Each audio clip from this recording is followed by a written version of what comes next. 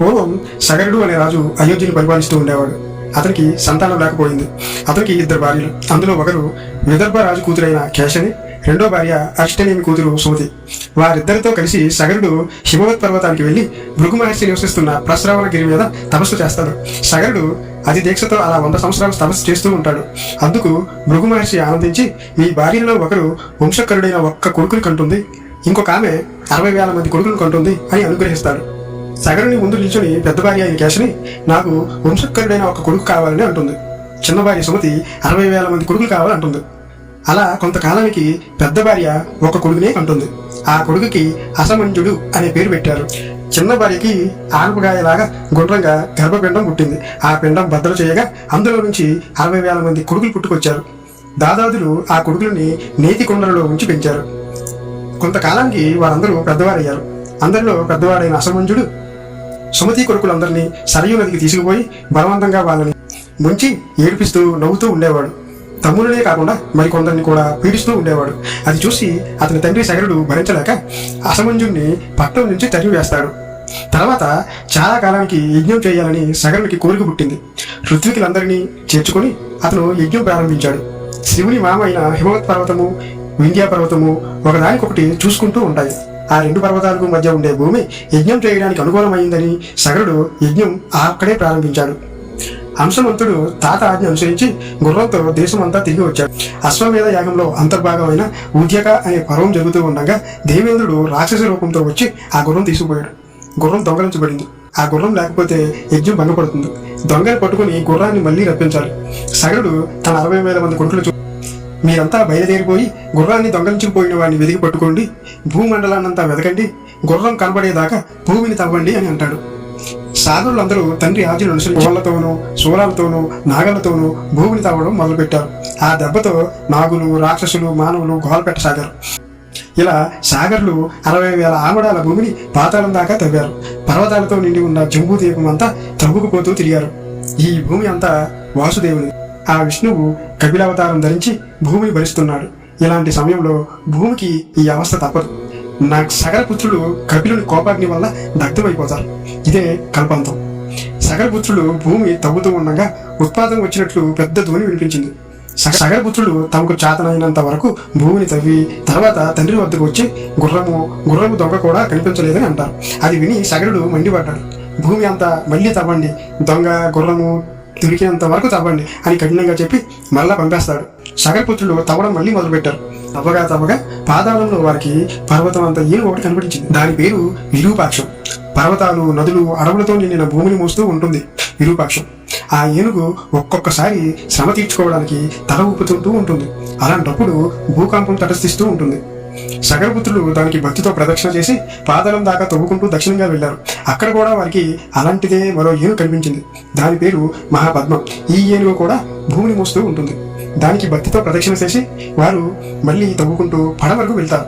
అక్కడ కూడా వారికి అలాంటి ఏనుగే మరొకటి కనిపించింది. దాని పేరు సౌమానసం. ఇది కూడా భూభారం వహిస్తూ ఉంటుంది. దానికి ప్రదక్షిణ చేసి మళ్ళీ తవ్వుకుంటూ ఉత్తరంగా వెళ్లారు. అక్కడ కూడా వారికి భూభారాన్ని మోస్తూ బంగారంలా మెరుస్తూ భద్రం అనే ఏనుగు కనిపించింది.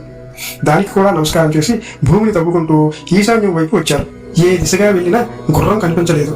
రోషం వచ్చి అతి దారుణంగా తవ్వడం మొదలుపెట్టారు. చివరకు సనాతన అవతారమైన కపిలుడు వారికి కనిపించాడు. అతని దగ్గర తిరుగుతూ గడ్డి మేస్తూ సగరుని యజ్ఞగుర్రం కూడా కనిపిస్తుంది. వెంటనే సగరపుత్రులు కపిలుడే దొంగ అని నిర్ధారణ చేసుకుని పెడబొప్పులు పెడుతూ కొట్టబోయారు. కపిలుడు హా అంటూ హోంకరించాడు. దాంతో సగరపుత్రులందరూ చూస్తూ ఉండంగానే బూడిదరాశులై పడిపోయారు. ఎన్నాళ్ళకి కొడుకులు తిరిగి రాకపోవడం చూసి సగరుడు మనవుడైన అంశుమంతుడి దగ్గరికి వెళ్ళి, నీ పినతండ్రులు వెళ్ళి చాలా కాలం అయింది, వెళ్ళి వెతికి వారిని తీసుకునిరా, అలాగే గుర్రత్వంగను కూడా పట్టుకుని తెమ్మన్నాడు. తాత ఇలా చెప్పగా అంశుమంతుడు తండ్రులు తవ్విన గూతిలో నుంచి పాతాళానికి చేరుకుంటాడు. తన పిల్లతండ్రులందరూ బూడిద పడి ఉండిన చోటికి వెళ్తాడు. ఆ భస్మరాశులు చూసి అతను చాలా దుఃఖిస్తాడు. అలా దుఃఖిస్తూనే అతని సమీపంగా అటూ ఇటూ తిరుగుతున్న గుర్రాన్ని చూస్తాడు. తన పిల్లతండ్రులకు అందరికీ తర్పణం చేయడానికి ప్రయత్నించాడు, కానీ అతనికి జలాశయం ఏది కనబడలేదు. కపిలుని వల్ల వారు భస్మం అవడం వలన వీరికి లౌకిక జలంతో తర్పణం చేయకూడదు. హిమవంతుని పెద్ద కూతురైన గంగానదితో వారికి తర్పణం చేయాలి. ఈ భస్మరాశులు గంగాజలంతో తడిస్తేనే అంశుమంతుని పినతండ్రులకు స్వర్గ సుఖం పొందుతారు. అంశుమంతుడు గుర్రాన్ని తీసుకువెళ్లి సగరునికి అప్పచెప్పాడు. కొంతకాలానికి సగరుడు చనిపోగా మంత్రులు అంశుమంతుణ్ణి రాజ్య పట్టాభిషేకం చేస్తారు. అంశుమంతుడి కొడుకు దిలీపుడు. దిలీపునకు పట్టాభిషేకం చేసి అంశుమంతుడు హిమవత్ పర్వతానికి వెళ్లి 12,000 సంవత్సరాలు ఘోర తపస్సు చేసి స్వర్గానికి వెళ్ళిపోయాడు. తాతల దుర్మరణం సంగతి తెలుసుకుని దిలీపుడు చాలా విచారించాడు. కొంతకాలానికి అతనికి ఒక కొడుకు పుట్టాడు. అతనే భగీరథుడు. ఇలా ఉండగా దిలీపుడు జబ్బు చేసి చనిపోయాడు. జబ్బు చేయడానికి ముందే భగీరథునికి పట్టాభిషేకం జరిగిపోయింది. భగీరథునికి సంతానం లేదు.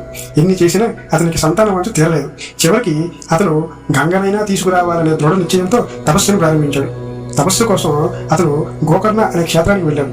జితేంద్రుడై ఊర్ధ్వభామయుడై నెలకొక్క పూటై భోజనం చేస్తూ పంచాగ్ని మధ్యలో 1000 సంవత్సరాలు తపస్సు చేశాడు. ఈ తపస్సుకు మెచ్చి బ్రహ్మదేవుడు అనుగ్రహించాడు. వెంటనే భగీరథుడు తన పూర్వీకుల కోసం గంగాదేవిని భూమికి రప్పించమని, ఇది కాక ఇక్ష్వాకు వంశం వృద్ధి కోసం తనకు సంతానాన్ని అనుగ్రహించమని కోరతాడు. అందుకు బ్రహ్మదేవుడు, నీ కోరిక చాలా గొప్పది. హిమవంతుని పెద్ద కూతురైన గంగాదేవిని భరించగలవాడు శివుడు తప్ప మరొకడు లేడు. గంగ ఆకాశం నుంచి పడితే భూమి భరించలేదు కనుక ఈశ్వరుణ్ణి అనుగ్రహించమని వేడుకోమని చెప్పి భగీరథుడు ఎప్పుడు కోరితే అప్పుడు భగీరథుని వెంట వెళ్ళమని గంగాదేవికి చెప్పి తన లోకానికి వెళ్ళిపోతాడు బ్రహ్మదేవుడు. ఇలా చెప్పి బ్రహ్మదేవుడు వెళ్ళిపోయాక భగీరథుడు రాత్రి పగలు కుడికాలి బొట్టన వేలి మీద నిలిచి ఉండి గాలి మాత్రమే భక్షిస్తూ కదలకుండా 1 సంవత్సరం ఘోర తపస్సు చేస్తాడు. అప్పుడు మహేశ్వరుడు సాక్షాత్కరించి, నీ కోరిక చొప్పున గంగను శిరస్సు మీద ఆవాహిస్తాను అని అభయమిస్తాడు. వెంటనే హైమావతి అయిన గంగాదేవి మహారూపం ధరించి దుస్సాహ వేగంతో ఆకాశం నుంచి పరిశుద్ధమైన శివుని శిరస్సు మీద ఉరికింది. అతి వేగమైన ఆ గంగా ప్రవాహంలో శంకరుణ్ణి పాతాళానికి తీసుకుపోవడానిదని అనుకుంది. కానీ ఆ గర్వాన్ని గుర్తించిన శివుడు వృద్ధుడై గంగను మాయం చేస్తానని నిశ్చయించుకుంటాడు. గంగాదేవి శివశిరస్సున జటామండలంలో ఉరికింది. భూమి మీదకు ఉరకలేక ఆ జటామండలంలోనే నిలిచిపోయింది. గంగాదేవి ఎన్నో సంవత్సరాలు గిరగిరా తిరుగుతూ అక్కడే ఉండిపోయింది. గంగ ఆకాశం నుంచి ఉరికినా భూమి మీద కనిపించట్లేదు. అది చూసి భగీరథుడు మళ్ళీ ఘోర తపస్సు చేశాడు. ఆ తపస్సుకు మెచ్చి శివుడు హిమవత్ పర్వతం మీద బ్రహ్మ నిర్మించిన బిందు సరస్సులో గంగాదేవిని విడిచిపెట్టాడు. అప్పుడే గంగ 7 పాయలు అయింది. అందులోని 7వ పాయ భగీరథుని వెంట బయలుదేరింది. భగీరథుడు దివ్యమైన రథం ఎక్కి అతవడిగా బయలుదేరాడు. ఆకాశం నుంచి శివుని శిరస్సు మీద, శివుని శిరస్సు నుంచి భూమి మీద పడేటప్పుడు గొప్ప ధ్వని చేసుకుంటూ బయలుదేరిన గంగాదేవి ఉరుకు పరుగులతో భగీరథుని వెంట పరిగెట్టింది. గంగతో పాటుగా చేపల గుంపులు, తాబేళ్ల గుంపులు, నీటి ఏనుగుల గుంపులు, ఇతర నీటి జంతువుల గుంపులతో భూమి ప్రకాశించింది.